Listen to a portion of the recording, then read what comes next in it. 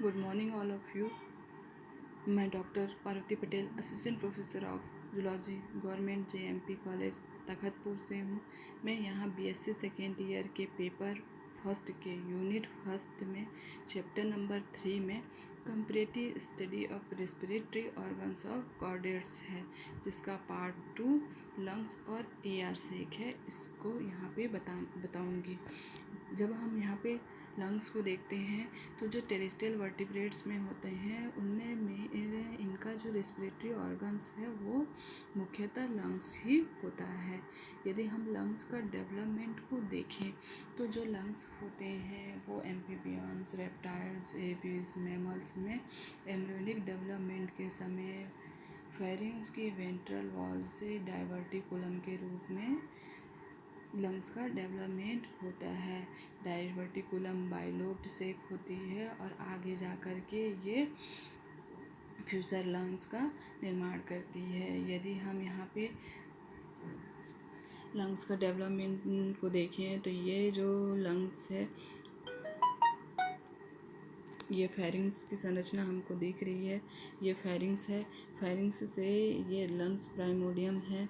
यहाँ पे एक आउटग्रोथ के रूप में फेरिंग्स से लंग्स का डेवलपमेंट होता है। आगे जा कर के इंटीरियर एंड में लैरिंग्स का निर्माण होता है। लैरिंग्स जो है वो ग्लॉटिस में खुलती है। पोस्टीरियर एंड में ट्रेकिया होती है। ट्रेकिया के बाद में यहाँ पे ये जो है लंग्स बर्ड का निर्माण होता है। लंग्स बर्ड जो है 2 भागों में विभाजित हो जाती है, राइट ब्रोंकाई और इधर जो है वो लेफ्ट ब्रोंकाई में ये डिवाइड हो जाती है। जो राइट ब्रोंकाई है वो ब्रोंक्यूल्स में डेवलप होते हैं। ब्रोंक्यूल से एल्वुलाई का डेवलपमेंट होता है। एल्वुलाई जो हैं वो रेस्पिरेटरी सरफेस प्रदान करते हैं, लंग्स को रेस्पिरेटरी सरफेस प्रदान करते हैं।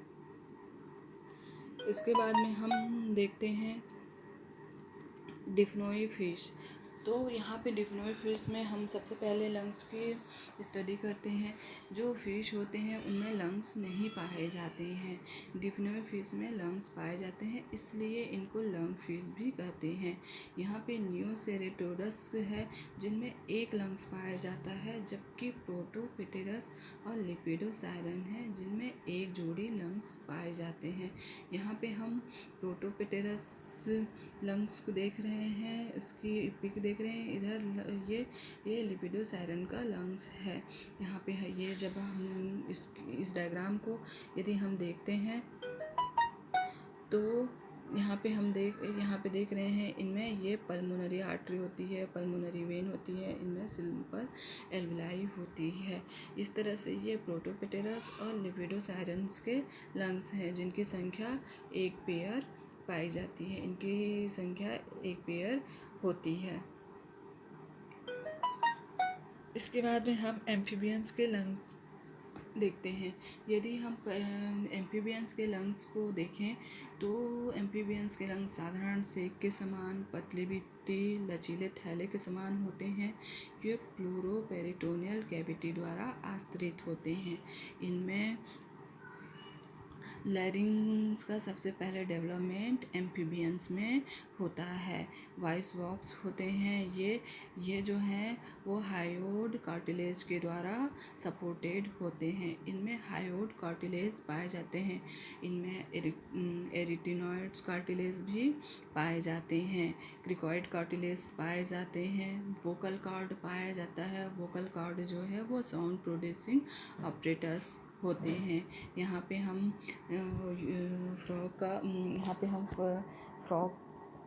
फ्रॉग का लंग्स को देखते हैं।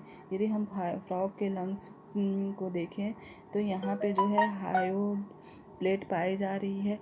यहाँ पे जो है हम एक और स्पेसिफिक संरचना देखते हैं कि लैरिंग्स और ट्रेकिया जो होते हैं वो अलग अलग नहीं होते हैं, बल्कि दोनों मिल करके एक कॉमन चैम्बर बनाते हैं। इस कॉमन चैम्बर को हम लैरिंजोट्रेकियल चैम्बर कहते हैं।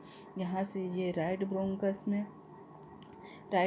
से लेफ्ट ब्रोंकस में, फिर ये राइट लंग्स में, ये लेफ्ट लंग्स में, और इनमें एल्वुलाई पाई जाती है। तो इस तरह से ये फ्रॉग के लंग्स का स्ट्रक्चर है। यहाँ पे यदि हम देखें तो एम्फीबियंस में डायफ्राम जो है वो अब्सेंट होते हैं। लैरिंग्स का डेवलपमेंट एम्फीबियंस में सबसे पहले होता है। इसके बाद में हम रेप्टेलियंस के लंग्स की बात करते हैं। तो जो रेप्टेलियंस का लंग्स होता है वो मैमल्स की तुलना में कम जटिल होते हैं। मैमल्स के लंग्स में हम देखें कि इनमें भी डायफ्राम नहीं पाए जाते हैं, इनमें लैरिंग्स पाए जाते हैं। यहाँ पे हम देखें तो ये जो है यूरोमेट्रिक्स का लंग्स है। यूरोमेट्रिक्स में हम देखते हैं कि इसमें लैरिंग्स पाई जा रही है। ये लैरिंग्स की संरचना है, ये ट्रेकिया है, आगे जा कर के राइट ब्रोंकस, इधर जो है वो लेफ्ट ब्रोंकस, ये राइट लंग्स, ये लेफ्ट लंग्स में डिवाइड हो जाते हैं। यहाँ पे ये राइट पल्मोनरी आर्टरी, ये जो है वो लेफ्ट पल्मोनरी आर्टरी, ये पल्मोनरी वेन है। इस तरह से यदि हम देखें तो ये यूरोमेट्रिक्स के लंग्स का स्ट्रक्चर होता है। एक यहाँ पे हम रेप्टिलियंस में देखते हैं तो रेप्टिलियंस में रेटिनॉइड कार्टिलेज और क्रिकॉइड कार्टिलेज पाए जाते हैं, लेकिन क्रोकोडाइल्स रेप्टिलियंस में इनके अलावा एक और कार्टिलेज थायराइड कार्टिलेज भी इनमें पाया जाता है। रेप्टिलियन के लंग्स के बाद में हम नेक्स्ट देखते हैं एविस के लंग्स। यदि हम एविस के लंग्स की बात करते हैं तो इनके जो रेस्पिरेटरी सिस्टम होते हैं एविस का बहुत अधिक दक्ष होता है। ये स्मॉल होते हैं, कॉम्पैक्ट होते हैं, नॉन इलास्टिक होते हैं और अत्यधिक वेस्कुलराइज्ड होते हैं। जो बर्ड्स में लंग्स की जो प्रसार क्षमता होती है बर्ड्स में ही नहीं होती है। साथ में एयर एकत्रित नहीं होते हैं, लंग्स में यहाँ पे एयर एकत्रित नहीं होती हैं। यहाँ पे हम अगर बर्ड्स के लंग्स को देखते हैं तो इनमें जो है लैरिंग्स पाई जाती। लैरिंग्स की संरचना यहाँ पे हम देख रहे हैं कि इनमें ये लैरिंग्स है, लैरिंग्स पाई जाती है जो ग्लोटिस के द्वारा बाहर खुलती है। ये ट्रेकिया की संरचना है, ट्रेकिया पाई जा रही है। ट्रेकिया जो है आगे जा कर के यहाँ पे एक जो है स्पेसिफिक संरचना दिख रही है जो कि सिरिंग्स कहलाती है। ये सिरिंग्स यहाँ पे साउंड प्रोड्यूसिंग ऑपरेटस होता है, सिरिंग्स के द्वारा साउंड प्रोड्यूस होता है। लैरिंग्स जो होता है वो साउंड प्रोड्यूस नहीं करता है। सिरिंग्स जो है आगे जा कर के ये राइट ब्रोंकस में, ये है राइट ब्रोंकस, इधर जो है ये लेफ्ट ब्रोंकस में डिवाइड हो जाते हैं। आगे जा कर के ये जो है राइट लंग्स और ये जो है वो लेफ्ट लंग्स में ये चले जाते हैं। राइट लंग्स और लेफ्ट लंग्स में ये चले जाते हैं। यहाँ पे हम ब्रोंकस को देखते हैं कि वह भाग जो फेफड़े के अंदर जाता है वो क्या कहलाता है, मीजो ब्रोंकस कहलाएगा। जो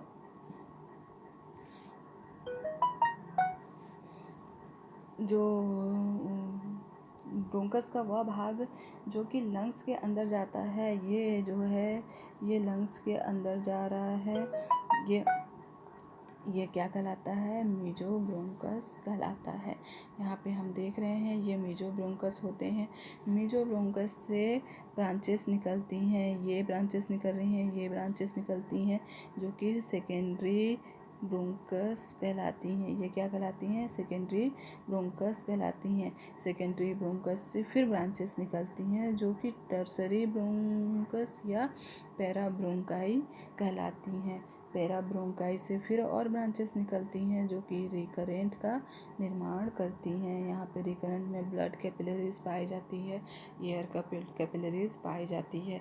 ये जो एयर कैपिलरीज होती है यहीं पे गैस का एक्सचेंज होता है।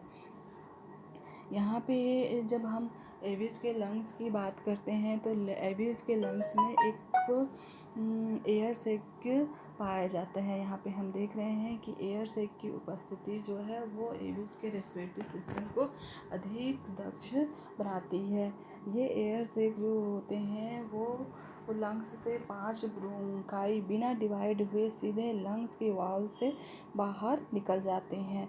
इसके म्यूकस मेम्ब्रेन फैलकर बड़े आकार की एयर सैक बना लेते हैं। यहाँ पे एयर सैक की जो संख्या होती है वो अलग अलग स्पीसीज में अलग होती है। कुछ में 7 होती है, कुछ में 9 होती है। हम पिजन का एयर सैक को देख रहे हैं। तो जब हम पिजन के एयर सैक को देखते हैं तो पिजन के एयर सैक में इनकी संख्या 9 होती है।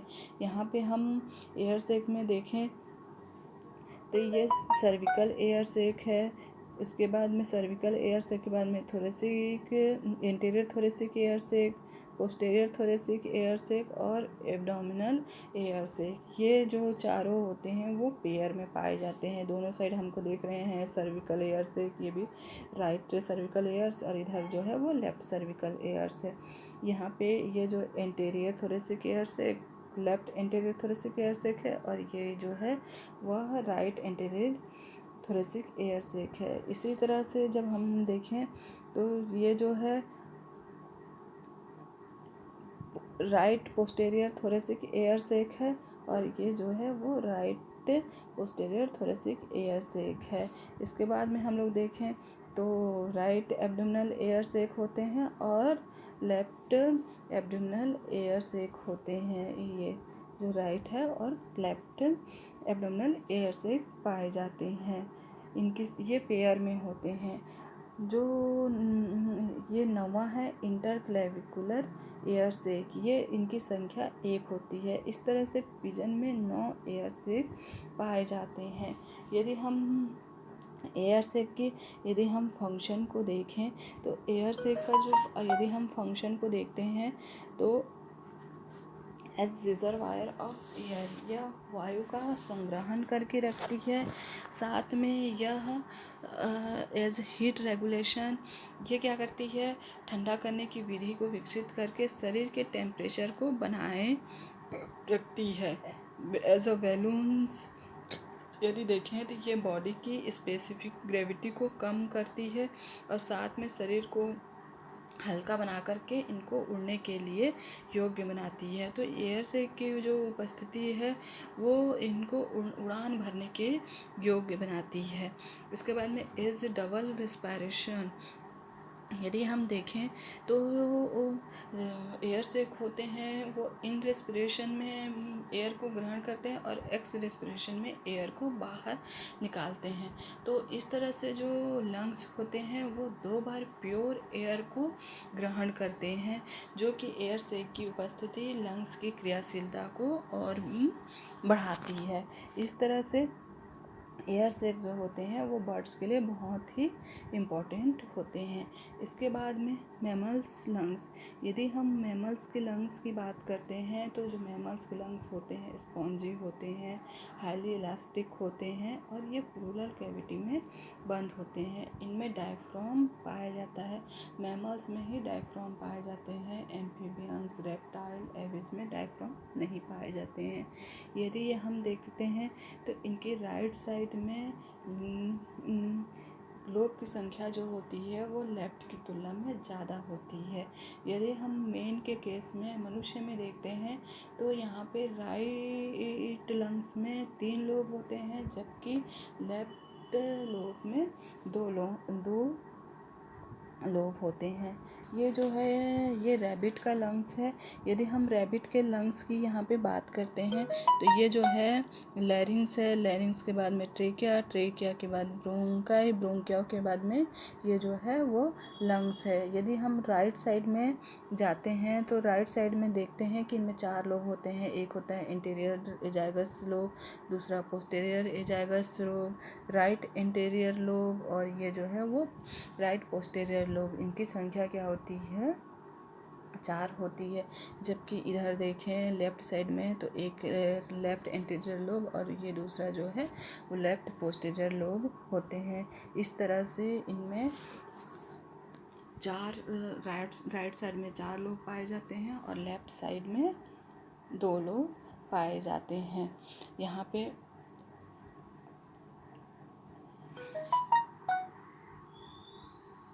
लोग पाए जा रहे हैं। तो इस तरह से जो हमारा लंग्स का जो टॉपिक है वो लंग्स और एयर से का जो टॉपिक है वो कंप्लीट होता है। Thank you.